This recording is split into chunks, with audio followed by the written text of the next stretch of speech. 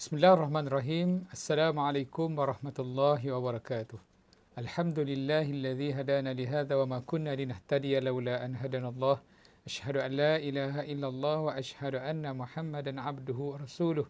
Allahumma salli wa sallim wa barik ala sayyidina Muhammadin wa ala alihi wa ashabihi wa man tabi'ahum bi ihsanin ila yaumiddin. Subhanaka la ilma lana illa ma 'allamtana innaka antal alimul hakim. Rabbi syrah li sadri wa yassir li amri wahlul 'uqdatam min lisani yafqahu qawli, amma ba'. Muslimin dan muslimat rahimakumullah. Alhamdulillah dapat bersua kembali pada kali ini untuk kita menyambung perbincangan berkenaan dengan 40 hadis peristiwa akhir zaman.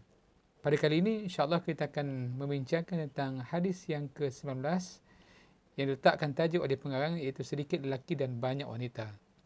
Hadisnya an Anas radhiyallahu anhu qala la uhaddithannakum hadithan la yuhaddithukum ahadun ba'di sami'tu Rasulullah sallallahu alaihi wasallam yaqulu min asyratis sa'ah an yakilla al-ilmu wa yadhhara al-jahlu wa yadhhara az-zina wa takthura an-nisa wa yakilla ar-rijal hatta yakuna li 50 imra'atan al-qayyimul wahid.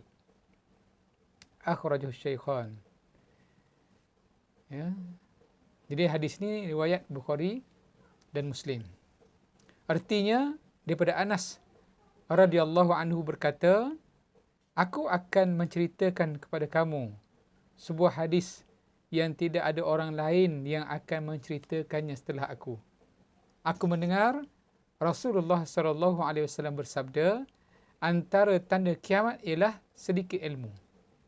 Banyak kejahilan, banyak perzinaan, banyak kaum wanita dan sedikit kaum lelaki, sehingga nantinya seorang lelaki akan mengurus 50 orang wanita.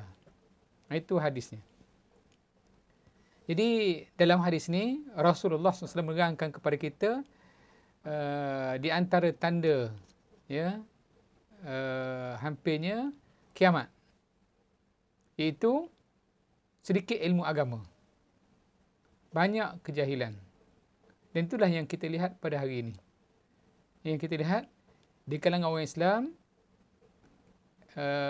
makin kurang orang yang berilmu, ataupun majlis-majlis ilmu, program-program yang berbentuk ilmu kurang diminati, kurang mendapat sambutan, tak ramai yang mengikutinya.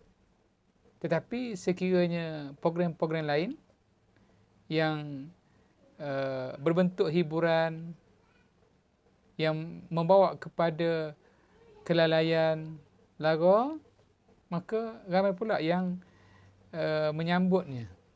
Ramai pula peminatnya, menyebabkan kejahilan melata ataupun berlaku dalam masyarakat. Sehingga dalam perkara-perkara yang asas, yang basic, yang sepatutnya diketahui oleh orang Islam, tapi tidak diketahui oleh umat Islam.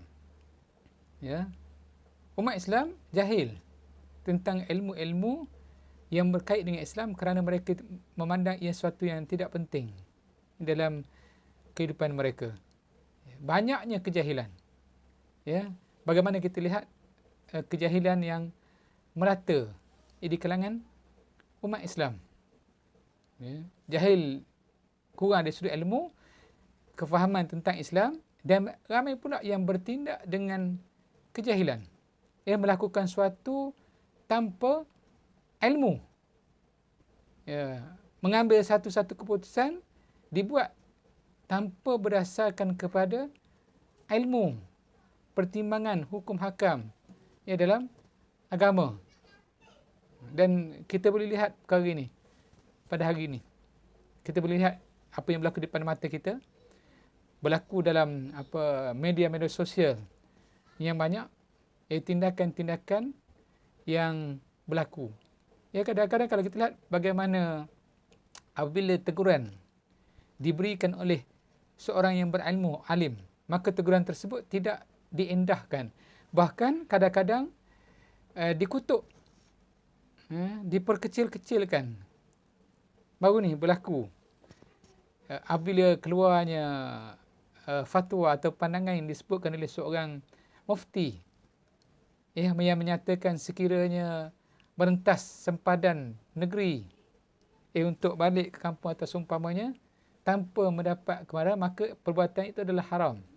Kenyataan tersebut dikeluarkan adalah berdasarkan kepada situasi yang ada pada hari ini adalah untuk mengelakkan daripada berlakunya penularan wabak. Tapi kalau kita bagaimana respon yang dibuat oleh netizen, masyarakat, macam-macam kutukan yang dibuat melalui media-media sosial, dalam WhatsApp, dalam Facebook, terhadap nasihat ataupun pandangan yang dikemukakan oleh mufti tersebut. Masyarakat tidak lagi menghormati orang yang berilmu. Tetapi kesannya kita lihat berlakunya penularan wabak akibat daripada rentas sempadan pada hari raya yang lepas, akibat daripada kedegilan sebahagian masyarakat yang tetap merentas negeri sempadan untuk beraya di kampung.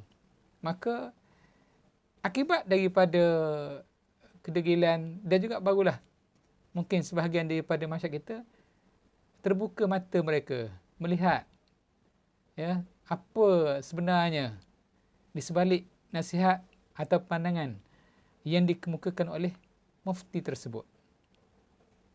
Maka setiap kita sepatutnya mengambil iktibar pengajaran daripada apa yang berlaku ni. Kemudian kata Rasulullah SAW, wa yazharuz zina, berlakunya zina, banyak berlakunya zina, dan itulah juga yang telah berlaku dan kita lihat kesan-kesan daripada perbuatan zina.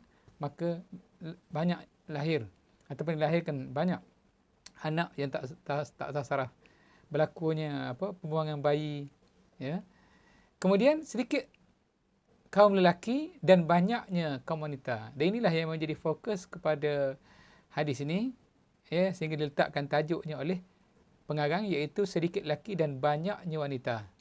Yang disebutkan oleh Rasulullah SAW, wa takthurun nisa wa yaqillar rijal. Perempuan makin bertambah ramai, kaum lelaki menjadi sedikit. Jadi kalau kita lihat di sana adanya perbandingan, bilangan ataupun nisbah di antara lelaki dan wanita, sehingga disebutkan oleh pengarang sebagai negara terdapat perbandingan nisbah, yang mana nisbah lelaki dengan wanita adalah 1:11. Ada setengah-setengah negara yang begitu. Maknanya seorang lelaki dinisbahkan dengan wanita dengan 11 bilangan wanita.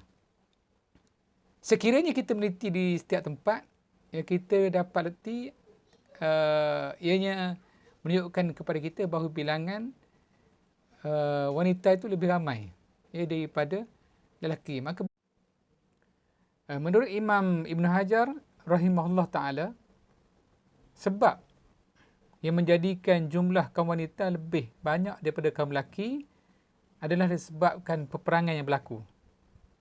Bila perang berlaku, maka ramai di kalangan kaum lelaki yang terbunuh sebab mereka yang terlibat dengan peperangan, bukan golongan wanita. Dan kalau kita lihat beberapa tulisan pun memang membuktikan perkara tersebut. Sebagai contoh, satu takwilan An-Nursi dalam risalah An-Nur, mana disebutkan peningkatan kematian lelaki yang begitu ramai di dunia adalah disebabkan peperangan yang meletus antara negara Eropah dan Islam. Statistik mencatatkan semasa Perang Dunia Pertama, 1914 hingga 1918, seramai 116,516 angka kematian yang berlaku. Kemudian dalam Perang Dunia Kedua tahun 1941 hingga 1946 mencatatkan seramai 405,399 angka kematian lelaki. Dalam perang Korea tahun 1950 hingga 1953 mencatatkan 36,574 angka kematian. Ya, begitu dalam perang Vietnam tahun 1964 hingga 1973, angka kematian dicatatkan ialah 58,220 orang. Kemudian perang yang mencatatkan kematian paling tinggi ialah semasa perang saudara Civil War, iaitu seramai 620,000 kematian. Dan ada juga catatan yang mengatakan bahawa jumlah kematian mencecah sehingga 850,000 orang. Jadi contoh-contoh ya, kematian-kematian bilangan yang kita sebutkan itu adalah disebabkan daripada berlakunya peperangan yang mana melibatkan golongan mati. Golongan yang mati ini di kalangan lelaki, bukan di kalangan perempuan, menyebabkan bilangan perempuan lebih ramai berbanding dengan lelaki. Begitu juga berlakunya kelahiran. Ya, kelahiran berlaku yang mana nisbah kelahiran anak-anak atau bayi wanita lebih tinggi daripada lelaki. Bayi-bayi lelaki, bilangan mereka yang dilahirkan lebih sedikit berbanding dengan wanita, menyebabkan bilangan wanita makin ramai berbanding dengan lelaki, yang menjadi salah satu daripada tanda-tanda kiamat yang disebutkan oleh Nabi SAW dalam hadis ini. Mudah-mudahan ia menjadi suatu iktibar kepada kita untuk kita sama-sama membuat persediaan menghadapi hari kiamat ni. Semua kita akan dihitung oleh Allah Subhanahu Wa Taala dan kita akan dibangkitkan semula nanti untuk menerima amalan masing-masing di akhirat. Sekadar itu untuk kali ini, mudah-mudahan ada kebaikan untuk kita sama. Yang baik itu daripada Allah, yang silap salah lemah itu daripada kelemahan saya. Aku qauli hadza, astaghfirullahal azim li wa lakum. Wassalamualaikum warahmatullahi wabarakatuh.